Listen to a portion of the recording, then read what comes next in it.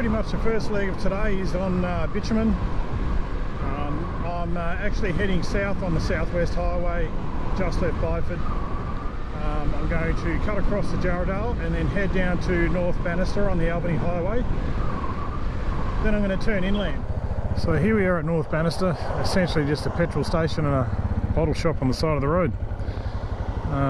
North Bannister, the history of this place I believe was named after Thomas Bannister, who discovered the Bannister River on an expedition down from Perth to King George Sound, which is now known as Albany, which is that way. So I think there was 1830. I believe all this country is used for wheat and other cereal crops. So this is the only fuel in town, I believe, and it is card operated. Prepay and away you go. $1.39 a litre, so it's not particularly cheap, but it's expensive today all over actually. Fueling all done. Straightforward, pay, pump. I was a little bit worried about access to fuel. You can see I've got a fuel bladder strapped to the back here. That was because I wasn't sure where I would be able to stop, and I was a bit worried about making it from all the way from North Bannister to Hyden. But then I found out that you could get fuel at Wandering and Pingelly, although I was expecting an actual proper petrol station selling pies, but anyway,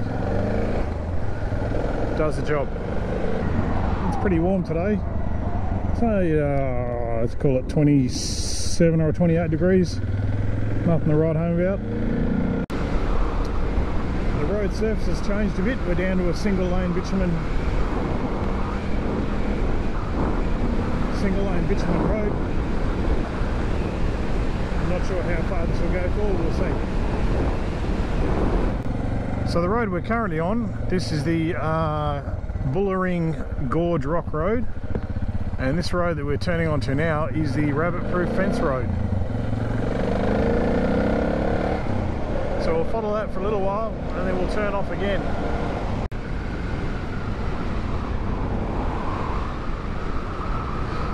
And here we turn off onto Middleton Road. And finally, some dirt.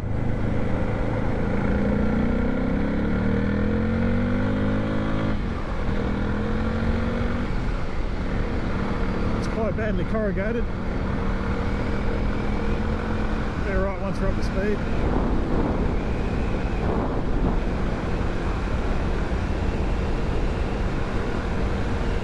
There we go, we're all good now.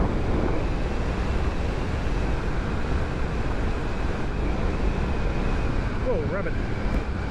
Of course, rabbits were introduced really in the very, very early days of colonisation in Australia by the British, of course, and they thought that'd be a good idea to introduce them for a bit of hunting, for fun. And what harm could they possibly do?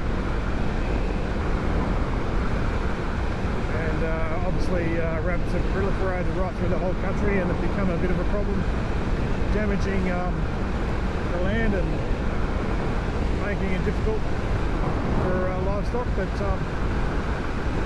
it'd be good for people that imported cane toads had learnt from that lesson, but apparently not.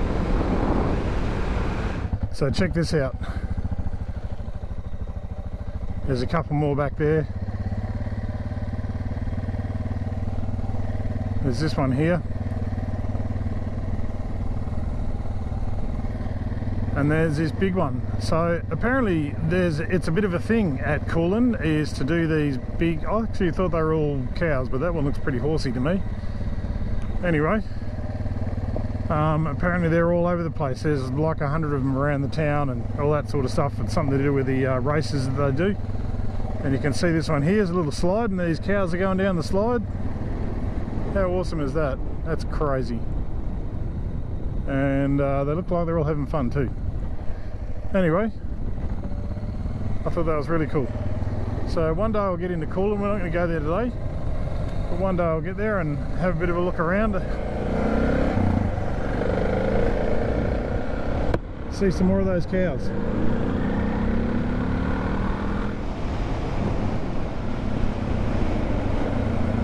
And there's some more rocking horses, a little band. It's got his guitar. It's got a horn made out of a 2-stroke expansion chamber, and that's the drummer. Nice. Okay, so this is Narming Road West. We're going to follow this for a little while. We're going to go and have a look at a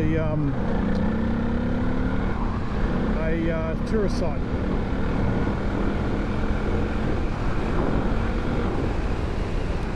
There's a whole lot of 28s around at the moment, and 28 is a brightly coloured parrot, green, black, bit of red.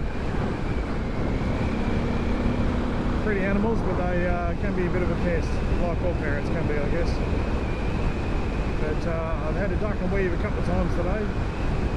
Thankfully I haven't cleaned one up, because they're only small, but they'd probably hurt. Wouldn't be much good for the parrot either. There's a lot of these give way signs on these dirt roads, and as tempting it is just to go steaming through, because there's virtually no traffic around. I'm a little bit reluctant to do that, because maybe there is a traffic somewhere, and that would hurt even more than a 28.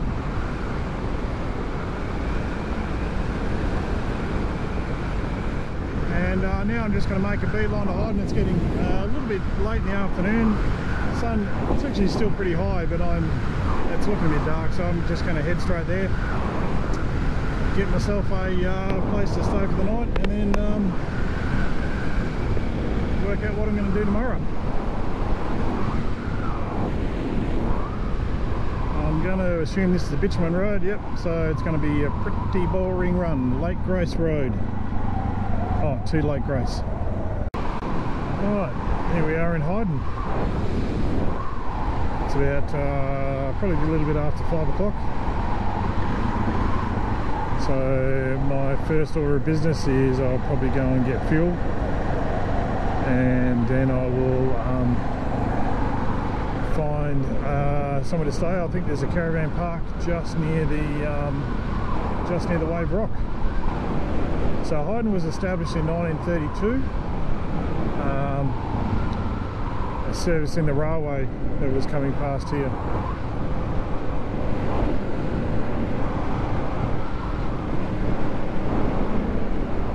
And I have no idea where I am. Anyway, I'll start looking around, and there's a fuel station up there. So there's the first one to tick off the list, and then I'll see if I can find out where the caravan park is. Well, here we are. Day 2, but in fact it's really day 8. What happened was, when I got here last Friday, Perth went into lockdown, so I basically didn't even unpack the bike. I basically jumped back on, went straight back to Perth and stayed there for the weekend. So what I did last night was I finished work and came straight up here. Didn't get here till about 8 o'clock last night, so I didn't really do any filming. But it was bloody cold, and it was cold last night. Luckily I was warm in my sleeping bag, but this morning it was cold. And I had another little challenge this morning. I went to cook my breakfast, and my lighter was empty. So I ended up, luckily this place has got a camp kitchen. So this is the Wave Rock Caravan Park. Excellent facilities, really clean, well set out. I definitely would recommend this if you want to stay somewhere like a campground. And the Wave Rock is very close by, so I'm going to go and have a quick look at that, and then go and find some breakfast. Alright. So we're coming up on Wave Rock. It is literally a couple of 100 metres away from the caravan park I just stayed at, and it's pretty spectacular.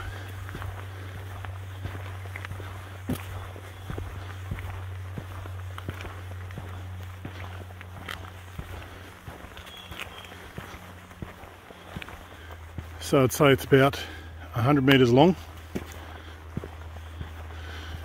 and 10 metres high. So you can see the different colours in the rock. There is a sign out the front of this walk to get in here that explains what those colours do and what they mean. But yeah, there you go, wave rock. It's a rock, looks like a wave.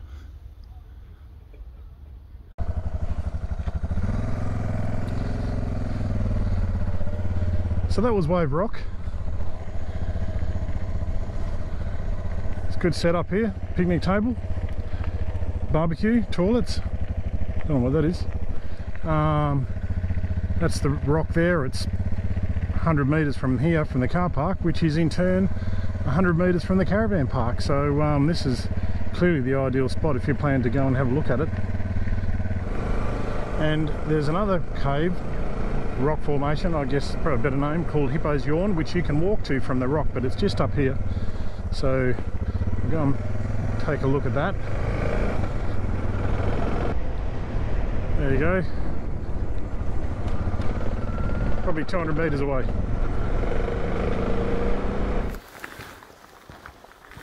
Right, coming up to Hippo's Yawn. Oh, this is really neat. So you can see why they call it that. Looks like Hippo's top jaw and a nose. And as you can see, Wave Rock is just up there, a couple of 100 metres away. So I'm almost more impressed with this than Wave Rock. I think that's really neat. Anyway, head back to the bike, which is very close. Go and find some fuel, find something to eat, hit the road. So I'm leaving Hyden now, had breakfast, bought some water. I'm going to take an extra 1.5 litres with me, just because I don't know what this Holland Track is going to be like. Right, so this sign here is just showing the conditions of the road. So the Marble Locked Forestani Road is one that I'm going to eventually join up to, but we're going to divert first before we go to that. So that's good news, and we should be good to go.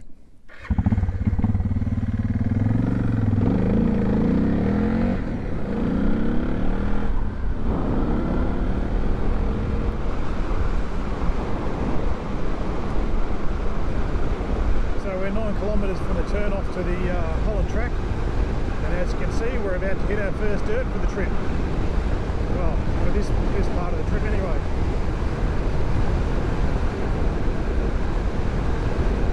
Nicely made gravel road. Not a great deal of dust as well, which is nice. We've had some rain in the last few days, so that will be helping to keep it all down.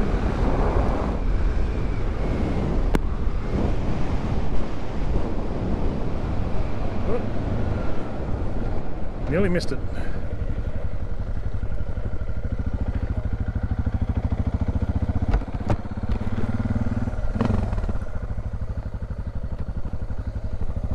So the sign here, let's have a look at what that says. Holland Track Centenary. Tribute to the courage of John Holland, Rudolph Cracker, David Cracker, John Carmody. He left Broome Hill on 14 April 1893 to cut a shorter route to the gold rush from the southwest of the colony. Across this point on 18 May 1893 and reached Coolgardie on, looks like 18 June 1893, so hardcore. This track has been adopted by the Turtle Land Cruiser Club of WA, and good on them. But it also means that you need to be a little bit careful, because it is a very popular four-wheel drive track, and which means that if there is a puddle, it's probably going to be deep.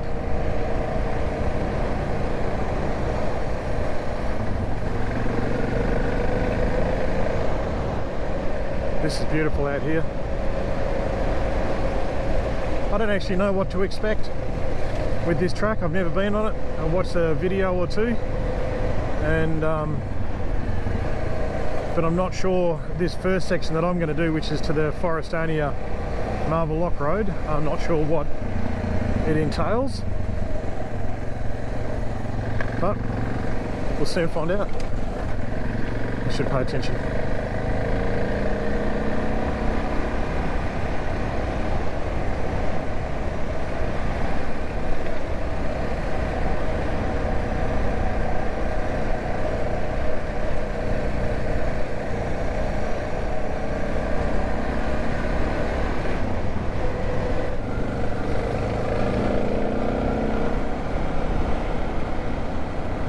Right, 5 minutes in, I've nearly fallen off twice, so this is going to be fun. Or not.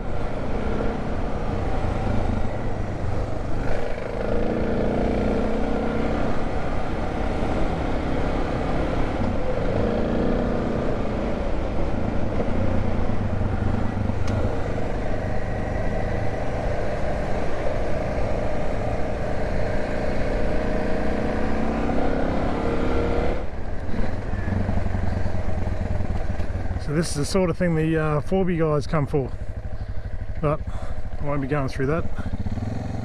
Geez, that's got a big step up there. Crikey, that'd be hard to get out of.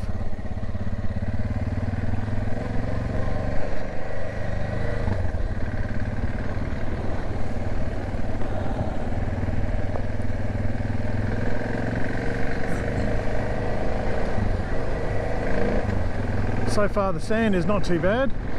When I first got onto the track there was a few deep bits. This is a little bit deep in the middle. These shrubs are getting a bit close to the handlebars, so I'm hoping my mirrors stay intact, but anyway, we'll see what happens. I might move them in or take them off altogether.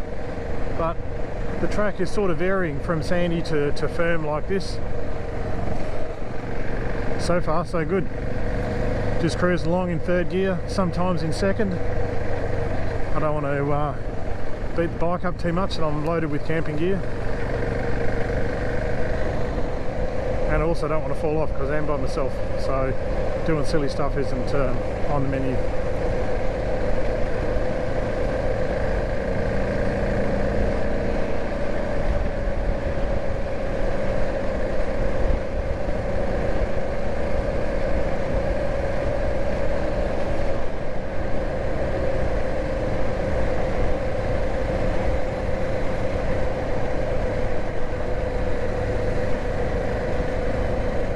Look at this.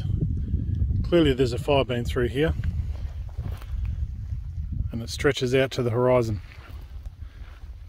So I've been going through this black stuff for quite a long time now, and it looks like it's been beaten up pretty badly, but there's plenty of green stuff coming back through, so that's a natural life cycle out here. And for those that have been along the Holland Track before where I am, there's some sort of microwave tower just over there. I've just come past it, just gone over some flat rocks and gone past that tower. So I'm probably, I don't know, 20 minutes into the trail off the Norseman Road. Anyway, I'm gonna get back on. I've seen this bit in a couple of videos.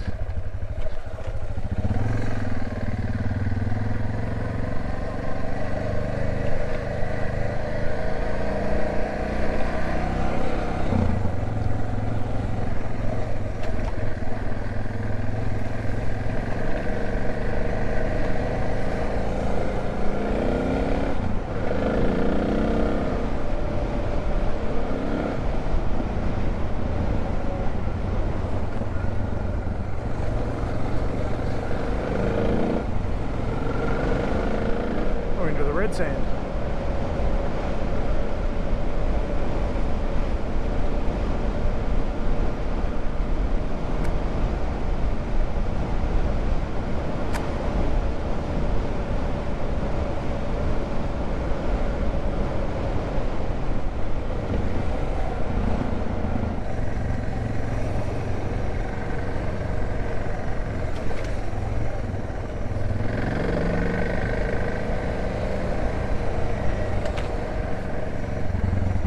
Hey.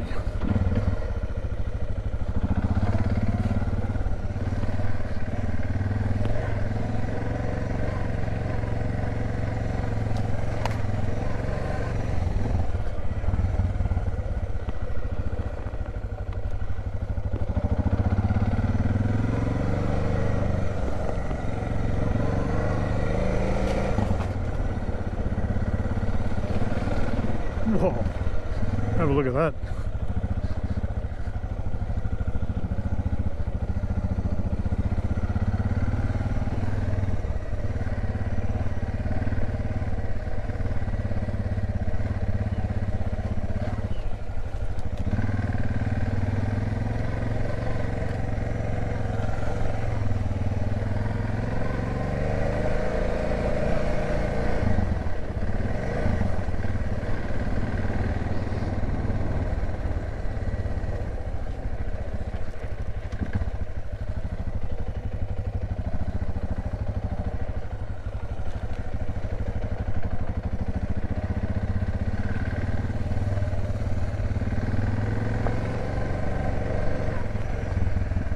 Geez, if you're in a four-wheel drive with your mates and tackling all these obstacles, it'd take you a fair while to get through this section.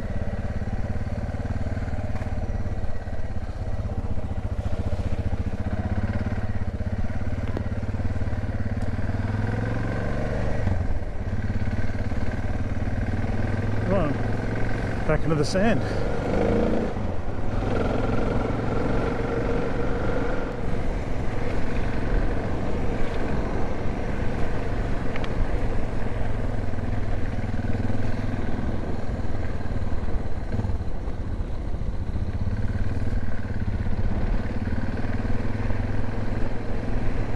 There's the main road, so I think this might be the road to Forestania.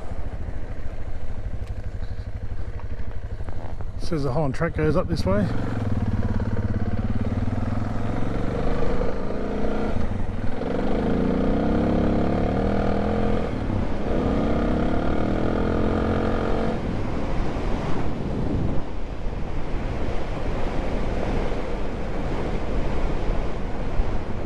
Let's see what this sign says here.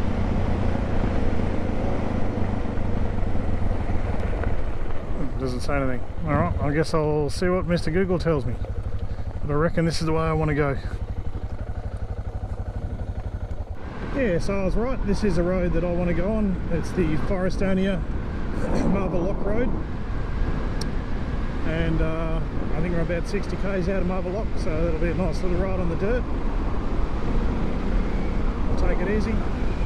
And I've never been to Marble Lock. I've been past it a few times as far as work stuff goes, but never actually been through it. Not that I remember anyway, so I'll see what's there. If there's a shop, I might stop and get a drink. If there's not, I'll carry on. It's about lunchtime, I think.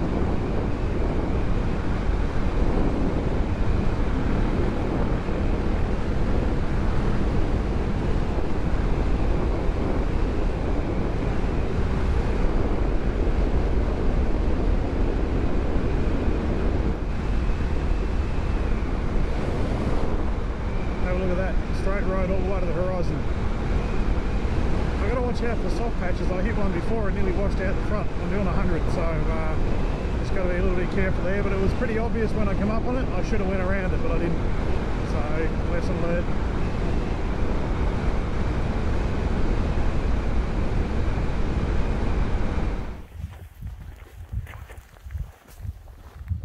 So check this out. I'm about 40 k's out of Marble Lock. This is the Forestania to Marble Lock Road, and there's this big water storage facility, clearly not used anymore, in a state of disrepair. But you can see that standpipe there, and a hand pump, which as you can imagine, no pumpy. Anyway, this looks pretty cool, so I'm just going to step over the fence, see what I can see down inside here.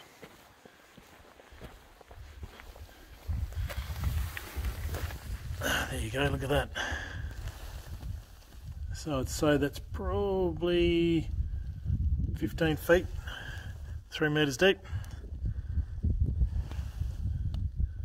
Look at all those pipes running across there. I really don't know what they're there for. Oh, they'd probably just to hold the walls in, I guess, looking at that. Camera can see it a lot better than I can. Anyway, so there's 3 of them. This one in the middle here is a little bit smaller, and you can see they've also got drainage to catch runoff from rainwater, which when you look at the side of the roof, it's just going to fall in there anyway, isn't it? Alright, I'll get back on the road. Where am I? This is Southern Cross now. As I'm coming into town, I'm just trying to think of how long it's been since I've been through here, and I honestly don't know. It's been a long time. But essentially, Southern Cross is probably sort of the last major stop before you get to Coolgardie. From memory, it's about 180 k's or something like that, and on your way to Kalgoorlie. So it's a big old drive. And when I used to live in Kalgoorlie, it was the bit that I used to look forward to the least, this particular leg. But to be honest, it doesn't look like it's changed a great deal. The interesting thing, and it's probably hardly a surprise to you, Southern Cross was named after the constellation Southern Cross. The thing you might not know is that the streets around Southern Cross are also named after constellations.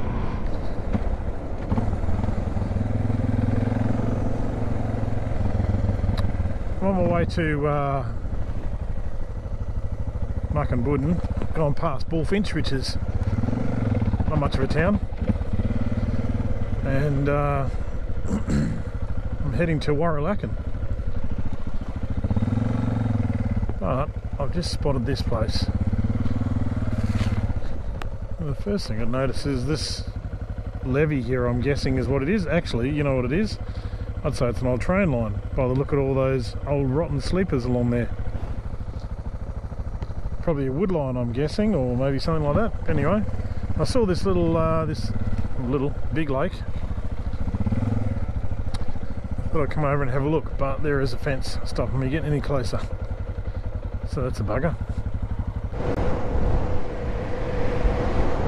Mukinbudin. I'm just about to get fuel, which is just over there apparently.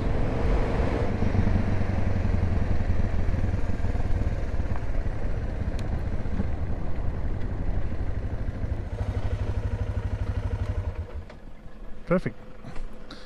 I'm going to fill up my fuel bladder because I really don't know how far the next fuel is. It might be close, it might not be, so I'm not going to take the chance, and I'll just get myself an extra 5 litres just for safety's sake. Anyway, we'll get on to that. So it's nearly 5 o'clock. I've been in the saddle since about 9, I think, so I've had enough for today. It's getting late. Oh, where's Pink and Grey? Oh.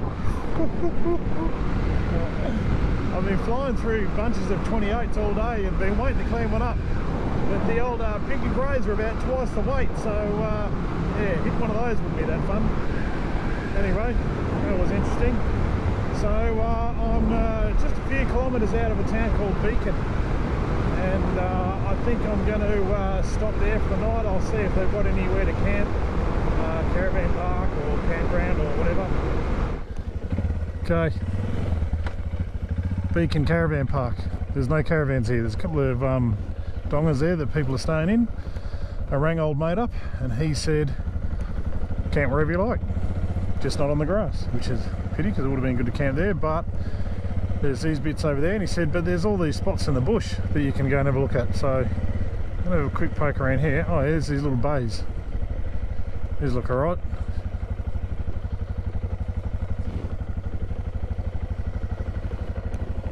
Yep.